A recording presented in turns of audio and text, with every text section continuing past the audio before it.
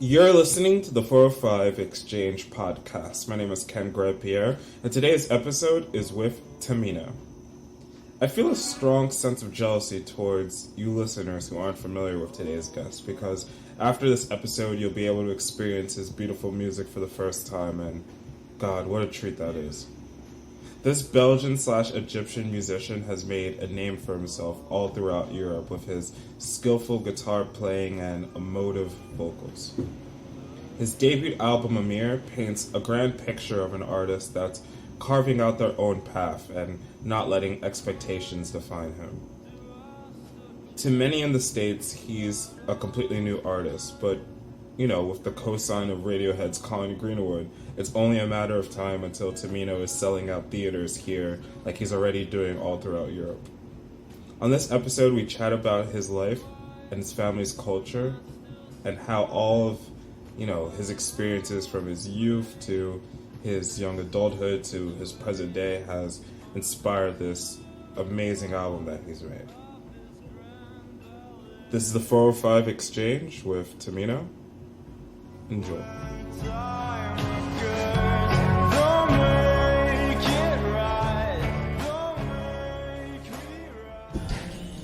So I've been into your music now for a few years, and it's beautiful to have you here in New York. Welcome. Thanks, man. Yeah, there'll definitely be Americans and people from other places listening to this with no context of who you are. It's always helpful to go into the beginning, and obviously we're going to talk about you and your music. But I think to give context for people, it's really important to share with listeners how music came into your life, largely due to your family history. Can you share with people about that a little bit? Yeah, sure. So my mom has a very big record collection, in which I snooped around and I stole some of those records. And she had this particular shelf dedicated to Arabic music, and on this shelf there were the records of my grandfather, who was a Arabic singer from Egypt, and he was was a very famous artist. But unfortunately, he died when I was around 5 years old, so I don't have memories of him, even though I knew him. But I guess it's just, music was just always around, but eventually me starting to play music that came from jabbing around on a piano and just really liking it, and then going to classical music training, but not really liking that. Yeah. And then eventually finding out that I really liked writing my own stuff, and I think what's really powerful about that is that for a lot of people, they might enjoy music and look at it from a peripheral level and think like it's such a wild idea to consider it a job or an avenue. But you had it where it just seemed kind of obvious to you because it was just innately around you. Well, yeah,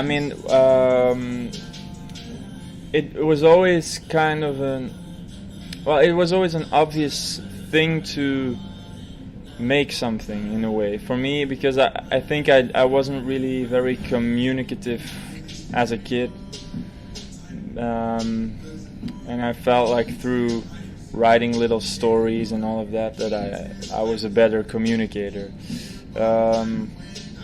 So in the beginning I did mainly theater, actually. I made these little theater plays, and I went to theater school as well. But in the end, music took over, because it was the perfect combination of writing something and perfecting it, and then also being able to perform it. Yeah. That's incredible, though.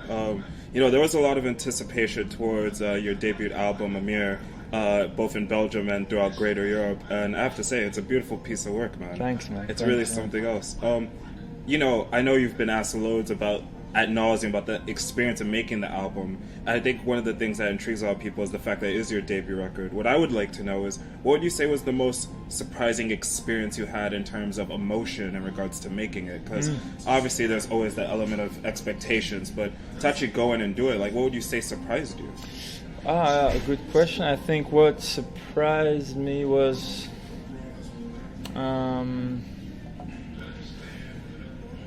well, when you write a song, you kind of feel like I have to record it now because this is I feel it right now, you know.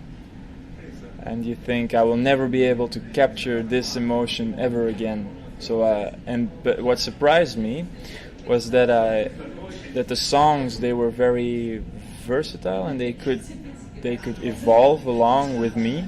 So when I went to record them, some of the songs I already had lying around for a couple of years, but they kind of evolved with me, and recording them, I found new layers in these songs, and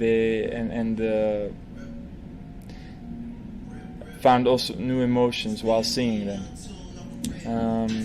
which was a very nice thing to feel, because sometimes if you think, yeah, it's now or never, you know, but the songs, and also still performing them live, there's always something new, I feel. Yeah, I feel like today will be my first time seeing you live. Later at Paste, and when you do the Ludlow, and I've seen videos of you performing live, and I feel like something I've noticed is that you really do love changing the inflection of words and tonality when you're singing. Absolutely, yes. That must be like a very powerful feeling as a performer, knowing you could do that and still keep the essence of what the song is. Well, yeah, absolutely. I mean, it's also the best way to keep things interesting and to not be bored of your own songs. Yeah, exactly. The album starts with Habibi, which is a track that's, you know, quite obviously observational and pensive. What made you want to start the album with this one? Well, it was actually for me the perfect introduction song to my music, I think, because that's also the first single I ever released, and I felt like, yeah, it's in a way it got people to the essence immediately. I wouldn't say it's my. It's a pretty naive song in a way, but What do you mean by that, naive? Well, I was 18 when I wrote it, and it's that kind of romance you experience when you are that age, when you kind of a destructive romance in a way. I mean, in your mind. So, yeah. Is it like the element of like how, because I was actually just discussing this with a friend recently about like how when you're like 17, 18, 19, the relationships and friendships you're in, they all feel kind of do or die and like end of the world and everything in it. But as you age, you realize like just how it's just the age that made you feel that way. Yes, yeah, it's actually that. Yeah, I think it's that. Absolutely, it's I mean, I wouldn't say the feelings therefore you experienced mean less, yeah. But they were very strong, and I can still feel them if I sing that song and all of that. But you do realize later that it's a sort of naivete that you won't be able to find anymore. I think you tend to become more rational when you grow older, and you tend to think too much, which is actually kind of a block for your creativity. So right now when I'm writing, I feel like I always have to turn off my mind in a way. It's yeah. I can understand that. I feel like something I've heard from musician friends of mine and like other producers is that when you're making music, even though it's work and a career, you do have to have that element of play within it. Mm-hmm. Absolutely, yeah. Absolutely, yeah. I would say for the last 2 years now, I've been dying to ask you about the track Cigar. It was the first song of yours that I heard, and to this day, it's a track that I love very, very much. You wrote that song so long ago, but tell me, how do you feel about the song today? Because I feel like that's a song that's almost quite quintessential in regards to your sound, and I wonder how it resonates with you as the creator. Well, it's still a song I enjoy playing. It's a song I wrote when I visited the Van Gogh Museum in Amsterdam, and I saw this little painting of this was a skull with a cigarette, and for me it was just, my interpretation was this guy who didn't have any regrets, or who kind of had a sinful life maybe, but who would do it again if he would have the chance. So we tried to show that in the video as well, which my brother directed. And for people listening who haven't seen the video, you should go see it. Words don't do it justice, honestly. I'm very happy with the video. It was an ambitious video for that time. I mean, but I'm very, very happy we pulled it off. And I mean, it's a song. I mean, it's another one of those naive songs, I would say. But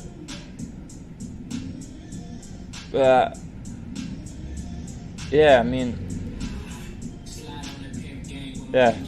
Well, you know what? You say naive, but in regards to this song, and a little bit for BB, I think something that you're very good at is your lyrics are poignant in a way where you're observing things that might seem obvious to some, but you won't really ever hear people talk about it. I mean, in regards to Cigar, I'll butcher the lyrics, but when you kind of touch on people in the world who commit suicide and kind of like that kind of avenue, I mean, it's an obvious thing to point out, but you never hear people say it. Well, yeah, I mean, I still remember back then where that line came from in a way, because I just read this,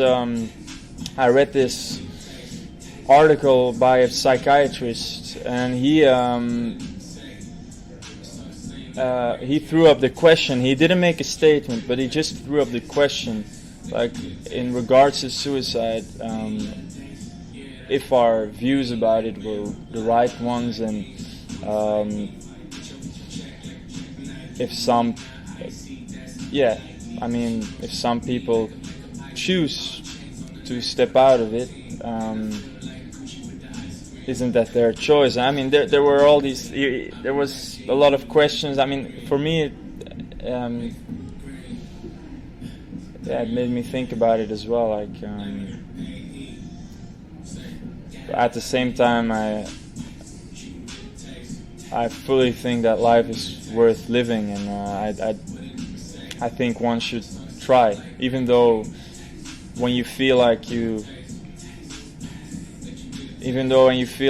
I didn't choose to be here, no one chose that. Everyone's just born and just existing. So you don't. So it might sometimes feel like, but should I endure it? But I think it is worth to endure it, and all the ups and all the downs, and yeah. You know, it was a very pleasant experience with your album is the fact that, I was familiar with your music with the singles, and I think a lot of people would have described your music as dark and morose. I'm sure you've heard those words, but I feel for you as an artist, it's so important for you to have different words applied to you. So when this album came out, I think it took all of us by surprise that there were so many different touchstones of light and sunlight and color, and I think of a track like So It Goes, which is such a beautiful love letter to your heritage. Can you talk to me about the experience you had in making this song from a musical standpoint? I'm very happy you say that, by the way. It's I think songs that have only misery in them, I don't like them. There always needs to be a touch of hope or light, So It Goes. It's it's one of those songs in which I actually address a certain kind of nihilism, which keeps on following me, and I think a lot of people. But at the same time, in the end of the song, there is a realization that you have to take your own. You have to realize that you are the master of how you look at everything, you know, and so it's not. It doesn't end badly, I would say. Yeah. And yeah, it's one of the songs where you can hear the Arabic orchestra probably the best way. Yeah. We recorded with a small Arabic orchestra from Brussels. They're based in Brussels, and I really, really loved recording with them. Yeah. You could tell, like, it's a track that feels uplifting, but not in a way of because of the wording or not because of like anything that's very typical. It's just like that track is pure emotion. It's really great hearing that. Thanks, man. Yeah, apart from Cigar, a big favorite of mine was Sun May Shine. That's another really great tune. Great. Yeah. So, we talked about the video for Cigar rather quickly. Imagery plays a big role with your art, especially with the album cover, which is a very striking image. Can you go into the importance that photography and imagery plays into your craft? Sure. Well, I'm very lucky because I have a younger brother.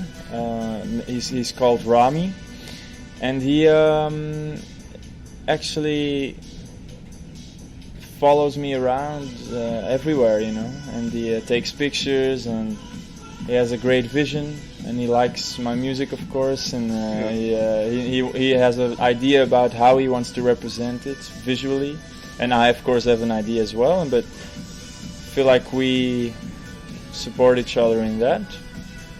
And so I got used to a camera from a pretty young age, maybe mainly because of him, because he was just always photographing me. And in the album cover for the pictures around the album, we wanted to go to Egypt to take the pictures because we felt like it was the right vibe, and also to return to the land of our father, and we went to Dahab, to the Red Sea. Wow. Where there was this pretty lagoon. Yeah. I went for a quick swim, and that's when he took the picture. Yeah. That must have been such a transformative experience. I have a bit of a list of places I'm dying to go to. Egypt is like number one up there. Cool. Followed by Morocco and Greece. Like, I'd love to see these places. But for you, that must have been such a transformative experience because of just that, the land of your fathers. Yeah, I've been there multiple times, but just to be there for also for my work, for to make something, that was a very great experience, because I always used to go there just because it was because I had family there, and also because it's a beautiful country. I love visiting it, but it was a very different experience this time, which felt really good. It felt really good to make Egypt a part of the creative process. Yeah, it's so important. I only have a couple more questions for you. Thanks for taking the time to chat today. No, of course. I know it's a heavy question to be asked, but it's one I'd like to explore with you if you'd like to take the time. A lot of things that are written about you and discussed are about your heritage in regards to being Belgian and Egyptian and having all these different things correlating. What does identity mean to you today? Because your family hails from Egypt, you've grown up in Belgium, and you've also spent a lot of time in Holland. I know that's definitely not an easy thing to answer, but what does identity mean to you? Well, that's a very good question. Well, it means the world to me, actually, to be honest. I remember very well moving to Amsterdam when I was 17 for my studies. I moved there, and I had lost all sense of touch with my identity. I didn't know who I was anymore, because in one place I was this certain kind of person, and in the other people didn't know me at all, and they regarded me as a different kind of person. So I was like, whoa, if people in this place view me differently, and in another place in another way. So who am I then? You know. It took a long time to be able to be myself in a way in any place I would go to. Because I used to be very, very shy, I think, and I was not communicating, and so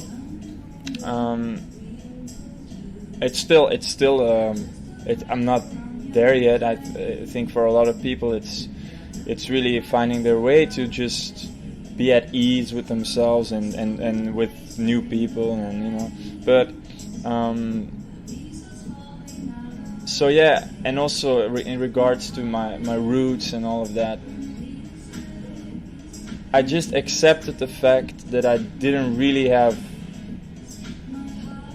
a home country, you know. I mean, I grew up in Belgium, but I never felt a big patriotic.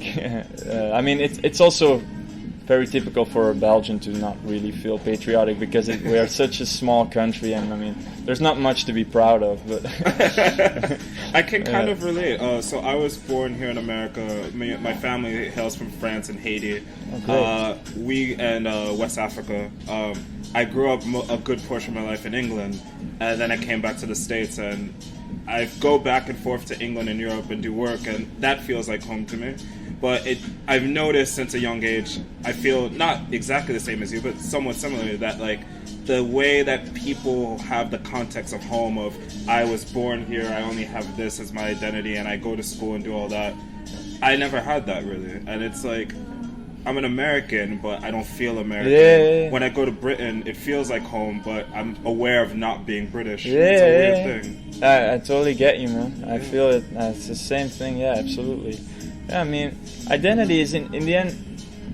I mean, even I think in the situation that you and I are in, and I mean, it's even more important. I would say. I mean, it's always important, but it's just, it's kind of the. It's what you hold on to, you know. Everywhere you go, if you have a sense of who you are and